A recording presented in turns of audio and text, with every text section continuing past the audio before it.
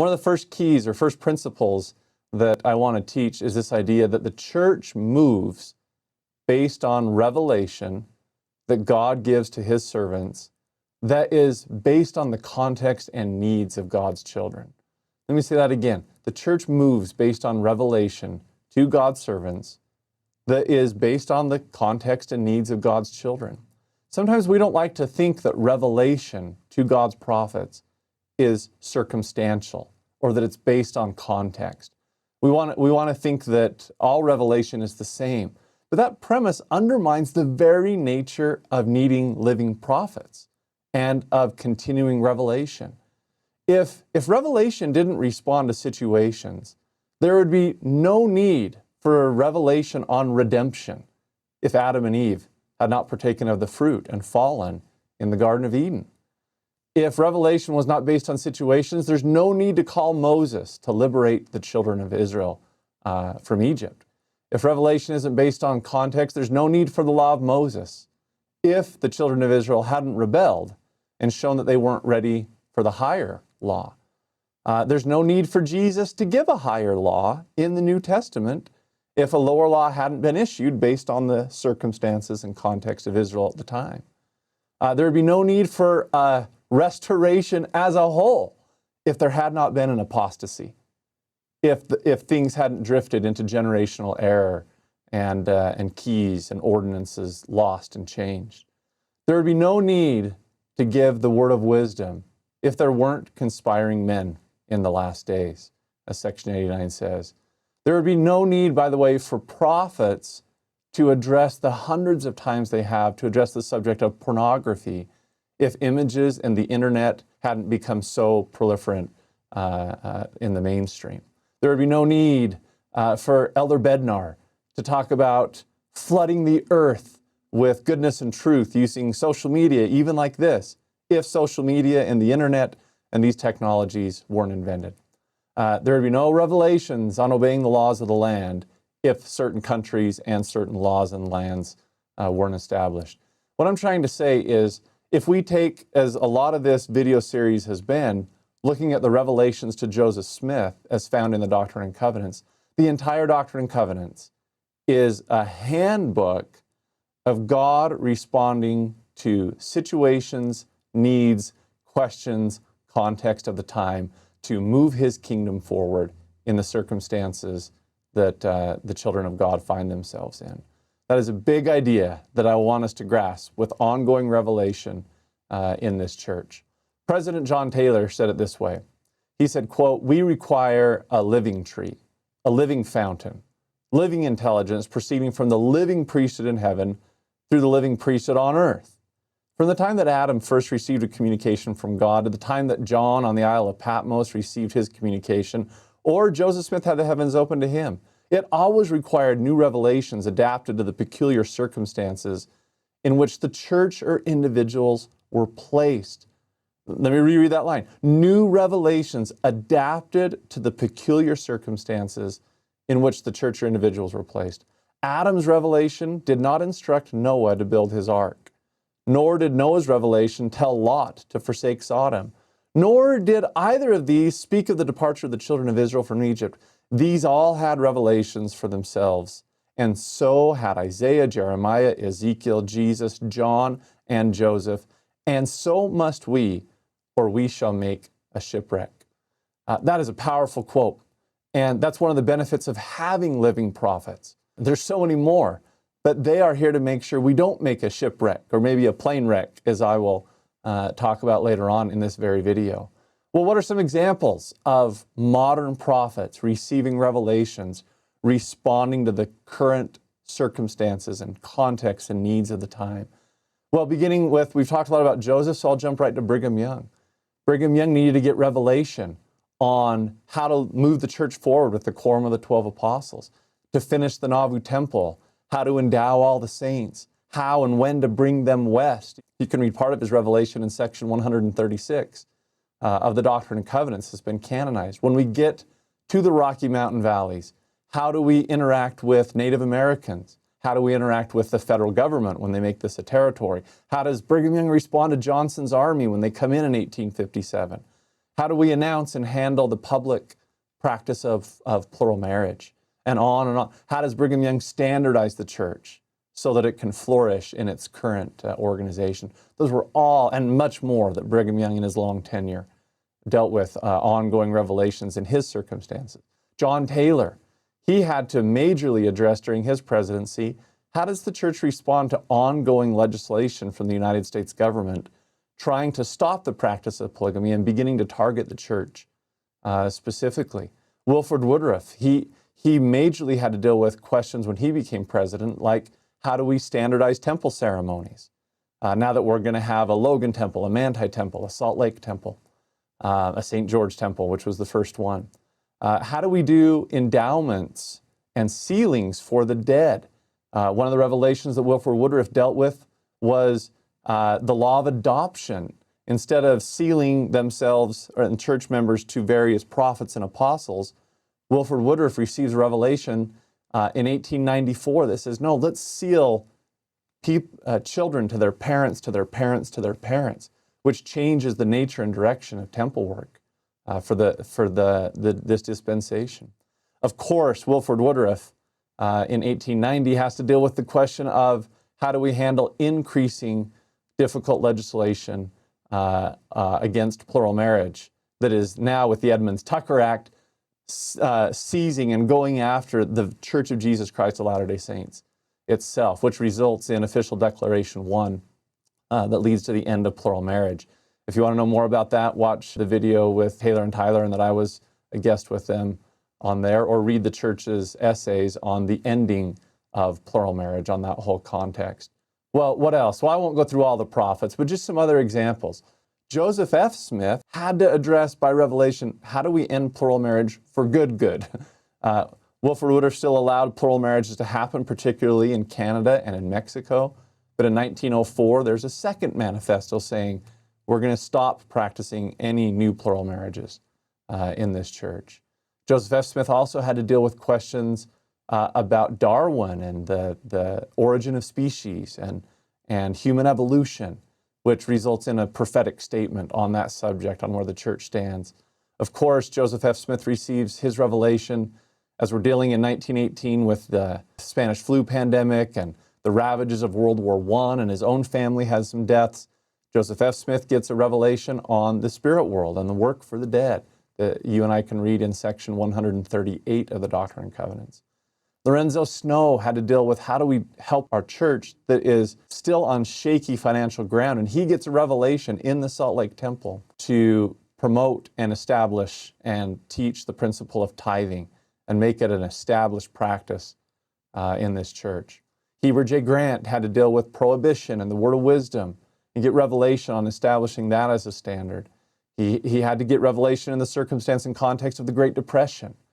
How do we help God's children globally in America and in particular within the church, which leads to the establishment of the welfare program.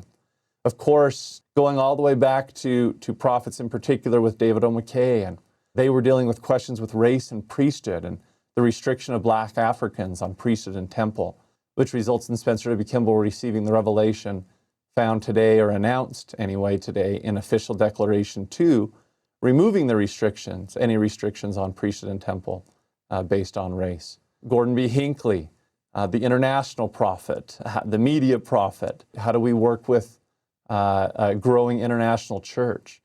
In particular, President Hinckley also dealt with how do we deal with the disintegration of the family, divorce, abortion, single parenthood, abuse, family responsibilities, questions about gay marriage that were arising in the 90s in particular, which resulted in the family a proclamation to the world. Well, these are just some examples, and there are many, many more as this restoration has unfolded of God revealing His will to His authorized servants based on the questions and the context and the needs of His children at that time. And what about our prophet today, Russell M. Nelson? Well, I could go on and on and on in this video. I do want to show you, take a look at this press release from NBC News when Russell M. Nelson was made our new church president. They say on NBC News, quote, "Noted heart surgeon Russell Nelson unlikely to transform Mormon church as new president. I just find that headline comical on multiple levels. First of all, he has radically transformed the church, as I'll talk about with you about some of those. But I just thought it was so ironic that not only do they misguess that he's unlikely to transform the church, but they call it the Mormon church.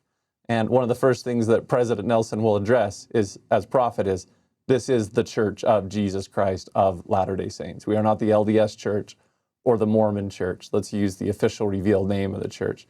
What a great headline. But what are some of the things that President Nelson has received revelation on recently?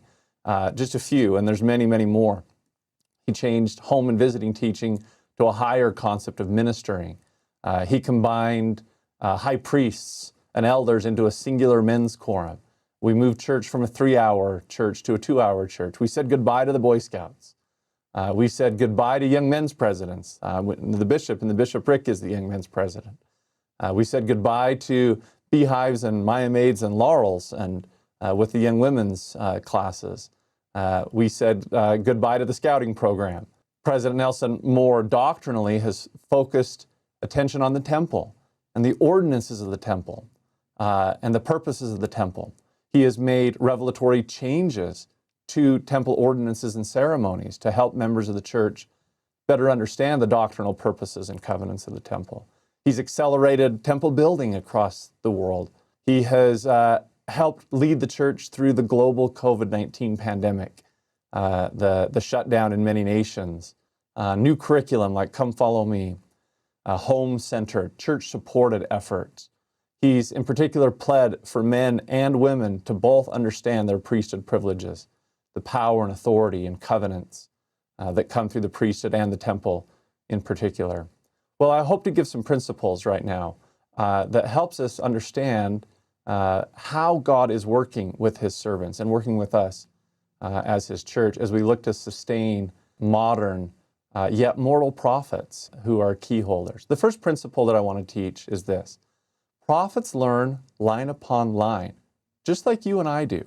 All of us are here to grow grace by grace, line upon line, bit by bit. You can see examples of this throughout Scripture. You can see how in the Book of Mormon, for example, Mormon is writing about the 3 Nephite disciples who were transfigured by Jesus. And he even says, I don't know if they just had a change in their body or if they were put into an immortal resurrected state. And then later on he says, I've learned that they weren't, it's not the same change as the resurrection, but they were put into a transfigured state as a whole. You see an example in the Book of Mormon of a prophet learning in the moment. It's a mistaken idea to think that because prophets are seers, that they see everything. Remember that even Moses, in Moses' grand vision, where he saw the earth and all the inhabitants thereof, the Lord withheld it from Moses and said, I'm only going to give you an account of this earth, things that pertained to Moses' stewardship at that time. Prophets see according to their stewardship and what is needed in that time. For example, even in the early restoration, in 1831, section 1 of the Doctrine and Covenants, the Lord acknowledged this as his true and living church, both. It was true, and it is true, but it's also living. Those two words go hand in hand, in my opinion.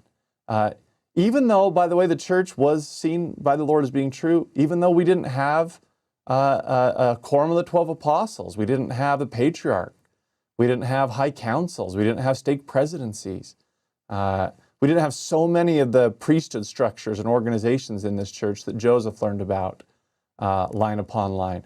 I think if we had bumped into bringing full circle from my first video in this series, if we had bumped into Joseph Smith in the 1830s, early 1830s, I'm not sure Joseph Smith would have known about or taught us about eternal marriage. I'm not sure that we would have, if we'd have asked him questions about a mother in heaven. Those don't seem to be doctrines that were understood or known in the 1830s. Those seem to develop later in the 1830s into the 1840s. After, for example, Official Declaration 2 was given, extending the priesthood and temple blessings to all worthy members of the church, regardless of race, Bruce R. McConkie, who had said that he didn't think that would happen until the millennial reign, came out and gave a talk where he said, quote, We, the prophets, get our truth and our light line upon line and precept upon precept. The second principle that I do want to touch on, that I've already touched on, but I want to reiterate, is that prophets do operate within culture. Prophets operate within the culture they found in based on the contemporary questions that are often driven by cultural context, as the major examples that I've already given you. Remember, God gives according to the conditions of the children of men. Take a look at Doctrine and Covenants, section 46, verse 15. If prophets did not respond to the contemporary culture and needs of the times, there would be no need, in my opinion, to have living prophets. A third principle that, as we look at unfolding revelation in the restoration and mortal prophets, is this: prophetic teachings can alter, and they do alter, as we learn line upon line and precept upon precept. And as further light and knowledge is given on certain subjects. As a simple example, the Apostle Peter in the New Testament preached that Jesus went to those that were in darkness in the world of spirits, if you look at 1 Peter 3:19. However, in 1918, as I mentioned, Joseph F. Smith receives a revelation and clarifies that, quote, "The Lord went not in person among the wicked and the disobedient, but from among the righteous he organized his forces to have them carry the gospel message to those who were in spirit prison or spirit darkness." That's Doctrine and Covenants 138, verse 29 and 30. Or maybe a more pressing example, since it's one of the major questions of our day, is our gay and lesbian brothers and sisters. The church has changed some of its positions on that question. In 1981, the church taught that homosexual feelings and thoughts, even, quote, without outward sexual behavior, were a violation of the law of chastity. Today, the church differentiates between desires and actions, stating that, quote, feelings of same-sex attraction are not a sin, end of quote. Earlier, the church did have some thoughts about some of the reasons for homosexuality. Today, as Elder Dallin H. Oaks, President Dallin H. Oaks has summarized, quote, "The church does not have a position on the causes of any of these susceptibilities or inclinations, including those related to same-gender attraction," end of quote. Those are just some modern examples of prophetic teachings that are altering as important questions are asked and contemporary culture grapples with certain needs and certain questions. A next principle, therefore, as I'm talking about some of these, that sometimes people say, like, well, then they must have made a mistake somewhere. Yes, that's the next principle I would teach. Prophets can make mistakes. Remember that the restoration kicked off with a prophet of God losing 116 pages of sacred scripture. That's how the restoration began, was with Joseph Smith making a monumental mistake and the Lord having to work with his prophet, correct it, and find ways to rectify it. But as Elder Dieter F. Uchtdorf classically taught in his November 2013 talk, there have been times in the past when, quote, leaders in the church have simply made mistakes. For example, with Official Declaration 2 on the restriction of Black Africans and priesthood and temple, as we've touched on, there were a lot of things given, a lot of reasons or justifications or explanations for that restriction by leaders of the church that were perpetuated throughout the church. Today, the church disavows those theories and says that none of them were revelatory. And Elder Jeffrey R. Holland, speaking of this issue, said, quote, "I have to concede to my earlier colleagues, they, I'm sure, in their own way, were doing the best they knew to give shape to the policy, to give context for it, to even give history for it. All I can say is, however well-intended the explanations were, I think almost all of them were inadequate and or wrong." That's a really interesting statement from Elder Holland, showing that prophets can learn and grow and therefore make mistakes that need to be corrected in the ongoing restoration, as I'll talk about with you in the next video. Well, that leads to a big question, and this is the next question. The next principle I want to teach is that prophets will not lead the church astray, however. And that seems to be confusing, admittedly and understandably. How can we say that prophets learn and prophets grow and prophets can even make mistakes, but prophets won't lead us astray? This is a struggle, and I'm not sure there's an easy answer, but I hope that this can help some. This idea of prophets not leading us astray is as old as the Restoration itself. When Wilford Woodruff gave the revelation leading to the end of the practice of plural marriage, he famously said in Official Declaration 1, quote, "The Lord will never permit me or any other man who stands as president of this church to lead you astray." It is not in the program. It is not in the mind of God.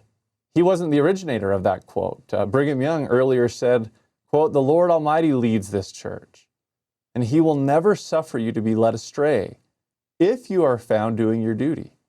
You may go home and sleep as sweetly as a babe in its mother's arms, as to any danger of your leaders leading you astray. For if they should try to do so, the Lord would quickly sweep them off the earth." Elder Ballard more recently said in 2014, "Keep your eyes on the leaders of the church. We will not and cannot lead you astray." And there are many teachings along this line that we're familiar with. Well, one of the things I want to talk about with you is what's the difference between leading astray and making mistakes? I think there's a difference, and this might help hopefully resolve some of the tension that's there.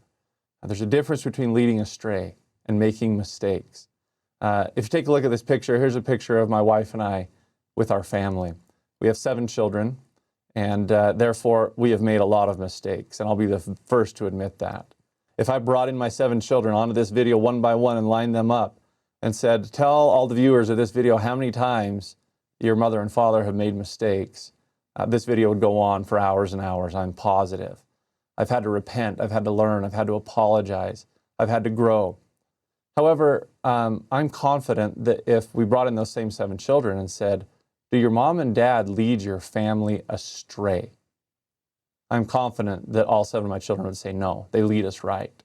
They lead us on the right path. They lead us on the right direction." I hope that can help see a little difference between making mistakes and leading astray. Leading astray has more to do with the direction, with the trajectory, with the intent, and therefore the result as a whole. Well, what do I personally believe it means that leaders will not lead us astray? I think central to the restoration is making and keeping covenants with Christ, coming unto Christ and living His gospel, and making those covenants that then take us into the holy temple to make the celestial covenants of Abraham. I don't think that the leaders of the church will lead us off of that path, the restored priesthood and its covenants, and taking those covenants and that priesthood to all the world and giving those. It's centered on covenants and ordinances. So maybe if I could say it this way, the prophet will never be allowed to purposely lead the church away from the revealed gospel of Jesus Christ, its priesthood ordinances and covenants that are necessary for the salvation and exaltation of the human family, even though there might be mistakes along the way in helping to bring that goal to pass as we learn and grow. Maybe if I could tap into my inner Elder Uchtdorf, if I could give an airplane analogy, the flight of the church is a little bit like an airplane. On its destination, its millennial destination, it might get delayed. It might be going too fast or too slow sometimes. It might be flying too high or too low in altitude from its flight plan, its intended flight plan. It might be a few degrees off, port or starboard. God is letting His pilots, His captains, His prophets fly the plane based on the situations and circumstances that they find the flight in. But remember that He is overseeing it from the control tower. He is watching the radar. He's messaging to His servants about what they should and shouldn't do and how to correct the plane if it does need to get off course or fly around a storm or deal with an oncoming unforeseen situation. The point is, He will not let the plane crash and kill its saints that it's carrying. He will not let it fly to an unintended destination. He will bring that plane with its covenant saints into its celestial destination, even though there needs to be adjustments along the flight path as a whole. Well, the last thing before I conclude on this portion is who determines a prophetic mistake? That's a big question. I one time was speaking on this subject, and afterward, it just so happened in the audience was a general authority. And the general authority came up to me afterward and said, I appreciate how you're trying to deal with some of these nuances and complexities.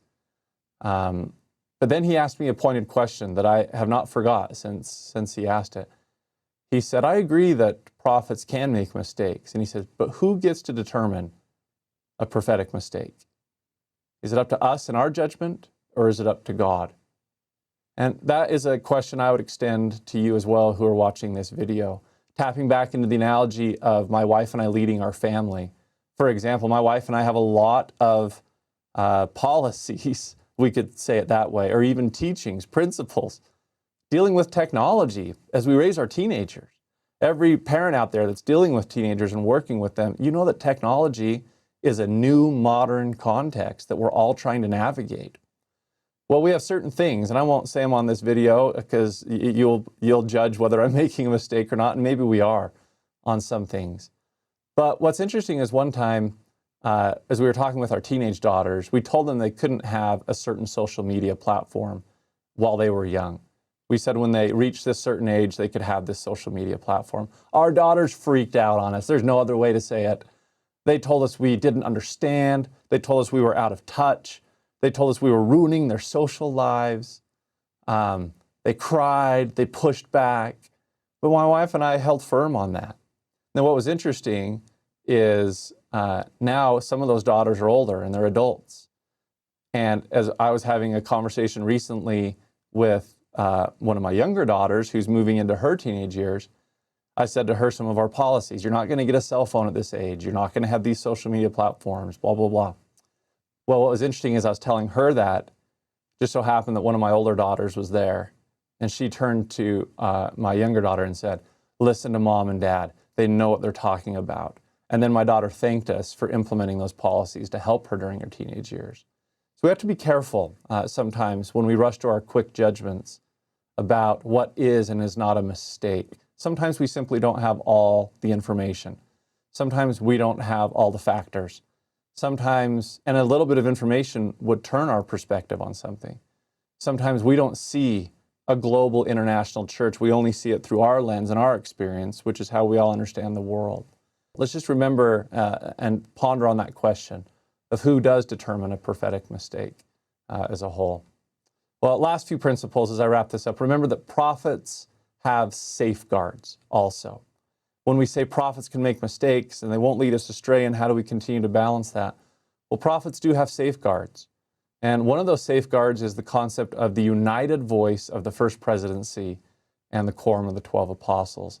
This is a standard that is established in section 107, verse 27 and 28, all the way through verse 30 of the Doctrine and Covenants. That's a revelation when the quorum of the 12 apostles was established. And they say that the quorum of the 12 forms a quorum equal in authority as the first presidency. And then in those verses it says, all the decisions of these quorums must be by the unanimous voice of the same to have power and validity. Now they do make an exception in that those very verses that a majority may render a decision, but the goal, the ideal is prophetic unanimity. Now, again, trying to be open and frank, there have not always been times in the history of our church when that guideline has been followed. There have been times where there have been unilateral decisions made by a president of the church, or even maybe by the first presidency. For example, back to Wilford Woodruff, when he announced that the church was going to end the practice of plural marriage in America, in the United States, some of the quorum of the 12 learned about that while on a train, reading in the newspaper. And they later had to be brought up to speed and briefed and discussed. And even then, there wasn't full agreement within it.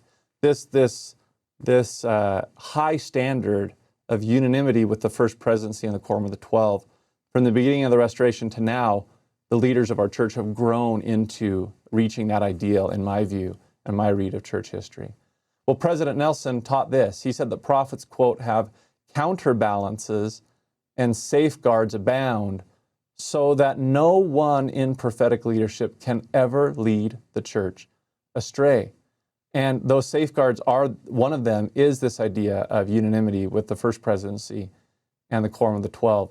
Showing how we've grown into that as a leadership of the church, President Gordon B. Hinckley said it this way, quote, "I can assure all members of this church that in the First Presidency we follow such a procedure of unanimity in decisions. Two counselors working with a president preserve a wonderful system of checks and balances.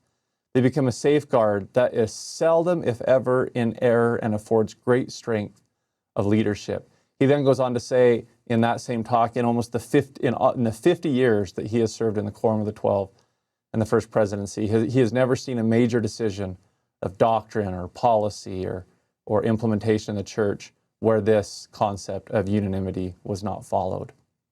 The last principle I want to teach related to ongoing revelation and sustaining modern prophets is this principle that prophets are authorized agents. Now that might seem obvious, but sometimes it isn't. I one time, when I was serving in a bishopric, extended a calling to a member of the church, and the member in my ward asked me, they said, "Brother Sweat, is this calling from you, or is this calling from God?" And I said, "Well, I'll be honest." I said something like this, I'll be honest and straightforward with you. You know, we deliberated as a bishopric, and we talked about various names that we felt could fit this calling. We prayed before the meeting started. Your name came up as someone that we felt would be ideal to fit the calling. And then as a bishopric, we unitedly agreed that we should extend the calling to you. And we all felt good about it. But I said, but we didn't hear a voice from God. We didn't see an angel. We didn't have, something appear in a vision. That was how we made the decision. And so I said something to her like, so acting in our authority, which we feel God recognizes, we are extending this calling from us on behalf of the Lord. Now that's a great, and to this member's credit, they accepted the calling and accepted the explanation. I think that helps a little bit when sometimes back to when I started this video with our maps, I do believe that Jesus is leading this church through clear revelations to his authorized servants, the prophets. I do believe they see him when necessary. I do believe they have visions. I do believe they hear voices. I do believe the veil is rent. I do believe that they are led in the same revelatory power and pattern as all prophets have been in the past. However, I don't believe that every single decision made, every single action done is by the veil being rent or Jesus appearing or speaking audible words from heaven. The Lord has invested and imbued and empowered his agents with keys to act in his name. They know his general will. Now it's their job to go bring it about. When you think about that word agency, agency means you have the power, and it's not just the power to choose. Agency is also the power to represent. The power to represent somebody. If I hired an agent, if I was a musician or an athlete, or my agent would go out and represent my will, help procure contracts or do things and bring them back to me and say, does this please you, etc. But they would have power to act independently. In section 128, verse 9 of the Doctrine and Covenants, Joseph Smith teaches what I simply like to call the bold doctrine. He says this, quote, "It may seem to some to be a very bold doctrine that we talk of, a power which records or binds on earth and binds in heaven. Hence, whatsoever those men did in authority, in the name of the Lord, and did it truly and faithfully, and kept a proper and faithful record of the same, it became a law on earth and in heaven, and could not be annulled according to the decrees of the great Jehovah. This is a faithful saying. Who can hear it?" That is a powerful verse. My interpretation of what Joseph Smith seems to be teaching is when somebody holds the prophetic keys to bind on earth and in heaven, to govern the kingdom of God, that whatever decision they make, and they follow those principles, they do it in their prophetic authority, they do it truly and faithfully, trying to bring about the Lord's will, they keep a record of it, it becomes a law. Prophets can create law that becomes binding on those in that time to bring about the purposes of the Lord. Joseph says, this is a faithful saying. Who can hear it? Well, some people can't. Some people think that that might be too much power. Remember, prophets have been proven through a lifetime of faithfulness. They have checks and balances, and the Lord is directing and guiding if they feel like what they're implementing will not bring to pass His purposes as a whole. And with that principle, we have to just connect it as a sub-principle of prophets declaring and establishing the law for the time. We have to remember this principle. We cannot try to get ahead of modern prophets, and we can't fall behind them and follow past prophets. We need to follow the current prophetic law that is being revealed for our time. That is what we will be held accountable to. I recently had a discussion with somebody who was talking about something that the Apostle Paul taught, and I finally had to stop them and say, Paul is not your prophet.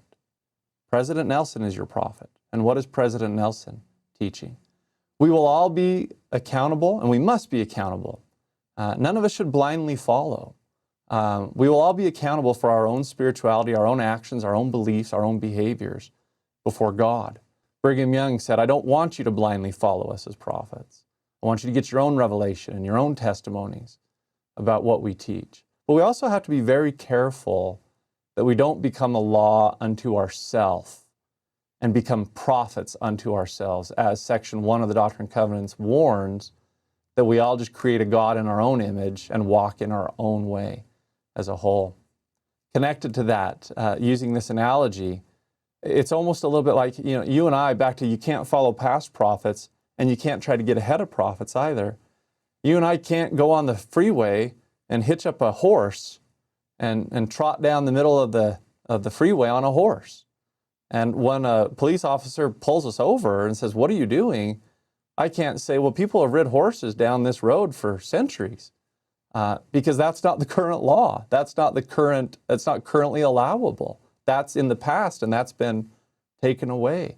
I also can't get on the freeway and put my car to automatically go 150 miles an hour and pull out my digital device and just watch a movie as I tilt my seat back and relax.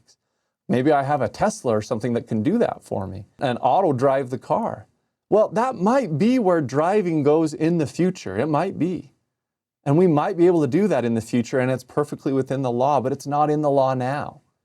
And if I do that now, I'll get pulled over. And a cop, I can't say, yeah, but one day, decades from now, this is what will happen. We are always held, and God will judge us based off the standards established in the current law by His current key-holding servants who reveal and establish that law for His covenant saints. With that, we always have to also, as a sub-principle, as we're moving forward, we all have to take a healthy dose of humility. One of the things that I try to do, and I admit I'm not the best at it, and I apologize sometimes if I come across as too declarative in some of these videos as my passion comes out for the restoration, is that, it's always good to say, this is my view, this is the way I see it, this is what I think, and this is what I believe. But I also acknowledge that I have things to learn. I also acknowledge that there's things that I don't know. I also acknowledge that my view is limited. I also acknowledge that I may be wrong. Those little phrases, those appendages help us. When I was a young college student, freshly off my mission, I took a philosophy class. And in that philosophy class, I'll never forget this moment. We were assigned to do a semester paper on one of the world's great philosophers. And I read all these works by this one philosopher, and I just disagreed with the philosopher. I just saw things differently. And in my paper, I just ripped this world philosopher to pieces in my 21-year-old wisdom. And this philosopher whose views and theories had changed governments and nations and economies. And I turned it in, I thought it was such a great paper, and I'll never forget the professor in class passing the papers back out. It was before the days of digital grades, and he was putting them on people's desks one by one, and he came up to me, and he looked at me, and he saw my name, and he saw my paper, and he turned it face down. And I thought, well, maybe he put it down because he doesn't want the other students to see that I just got an A+. Well, it's not why he turned it over. He turned it over because I didn't get a good grade.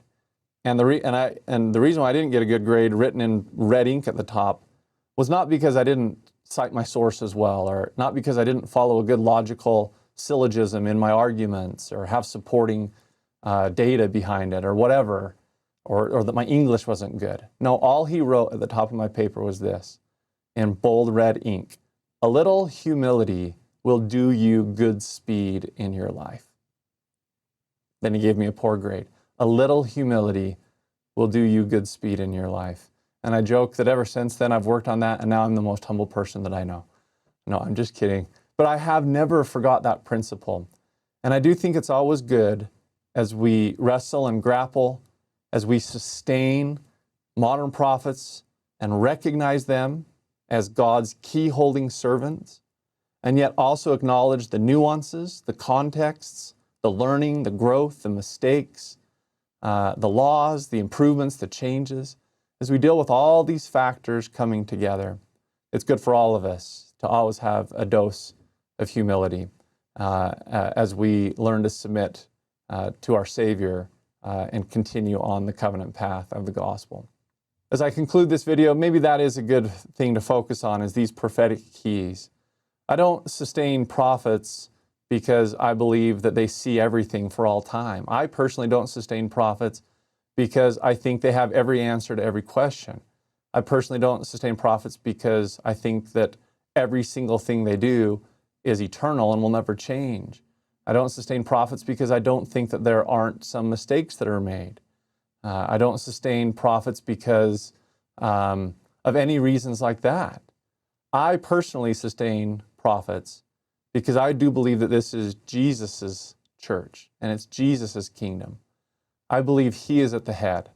I have faith in him. And I do believe in the pattern of him calling authorized servants, investing them with priesthood keys and authority, apostleship, if we can call it that, to govern, to guide, to reveal, to be the mouthpiece as the church and the kingdom on the earth continues to grow, continues to learn, continues to progress, continues to respond to new situations and questions and contexts. I'm so grateful that we have living prophets. So grateful for their sacrifices, for all they do to obtain the mind, the will, and give us the voice of Jesus, to put us on and keep us on that covenant path when we may be prone to wander. So grateful for their examples of teaching us of Jesus and patterning their lives after Christ-like examples for us. That is why I sustain living prophets.